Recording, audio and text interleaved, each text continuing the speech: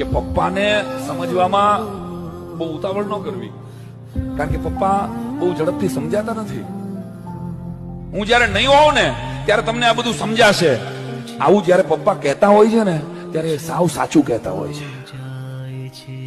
હું જયારે નહીં હોઉં ત્યારે તમને આ બધું સમજાશે. આવું જયારે પપ્પા કહેતા હોય છે ત્યારે એ સાવ સાચું કહેતા હોય છે.